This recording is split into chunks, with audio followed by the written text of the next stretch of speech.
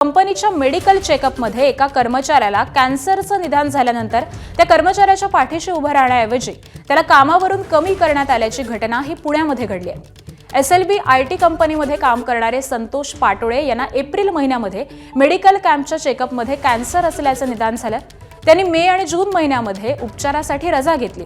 त्यानंतर जुलै महिन्यामध्ये डॉक्टरांनी कामावरती रुजू होऊ शकता असं प्रमाणपत्र दिलं। मात्र त्यांना कंपनीनं कामावरून कमी केलं।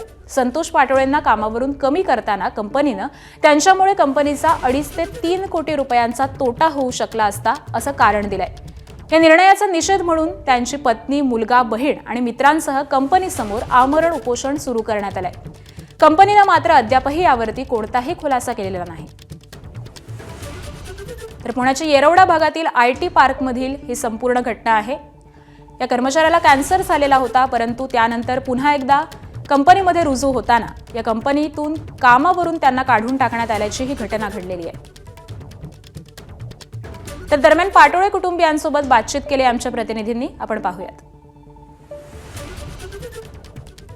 SLB कंपनीमध्ये संतोष पाटोळे मागील 8 वर्षांपासून काम करतात। कंपनीने काही कारणं देऊन त्यांना कामावरून बडतर्फ केलं। आपण सगळं त्यांच्याकडूनच जाणून घेऊयात। संतोषजी, कधी होता तुमच्या कंपनीमध्ये हेल्थ चेकअपचा कॅम्प आणि काय त्याच्यामध्ये आढळलं? कोणत्या स्वरूपाचा कॅन्सर तुम्हाला त्यावेळी सांगण्यात आला? एप्रिल 2025ला ॲन्युअल हेल्थ चेकअपमध्ये मला थायरॉईडचा पॅपिलरी कॅन्सर डिटेक्ट झालेला। माझं सर्जिकल ऑपरेशन करून थायरॉईड काढण्यात आला आणि त्याच्यानंतरनं साधारणतः 1 महिन्यासाठी मी मेडिकल लीववरती होतो आणि मग मी नंतरनं फिट टू वर्क सर्टिफिकेट डॉक्टरांकडनं घेऊन कंपनीला सबमिट केलं। जुलै महिन्यामध्ये तुम्हाला फिट टू वर्क असं डॉक्टरांनी सर्टिफिकेट दिलं, मात्र उपचार त्यावेळी सुरू राहणार होते।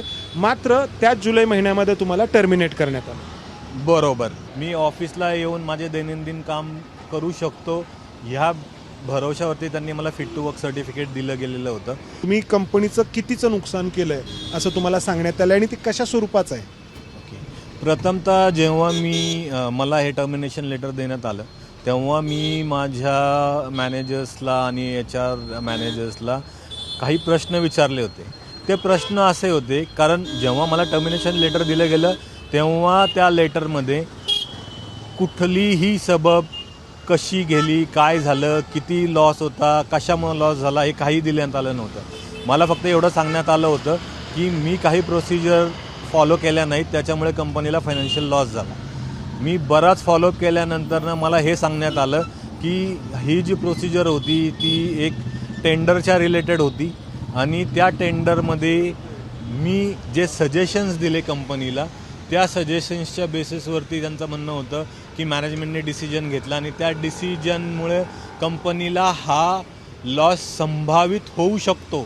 हा लॉस झालेला नाही आहे, हा संभावित लॉस कन्सिडर करून त्यांनी मला हे टर्मिनेशन लेटर दिलं आहे। ह्या SLBमध्ये मी मागचे 8 वर्ष 2 महिने कार्यरत होतो। कुटुंबासह अशा पद्धतीनं उपोषण करायला जर या कर्मचाऱ्याला लागत असेल आणि तेही अशा वेळी की जेव्हा कॅन्सरची ट्रीटमेंट यांच्यावरती सुरू आहे, तर विषय फक्त एका या SLB नावाच्या कंपनीपुरता मर्यादित राहत नाही, तर विषय आपल्या एकूण धोरणांपर्यंत जाऊन पोहोचतो। कॅमेरामन विजय राऊत सह मंदार गोंजारी, ABP माझा, पुणे।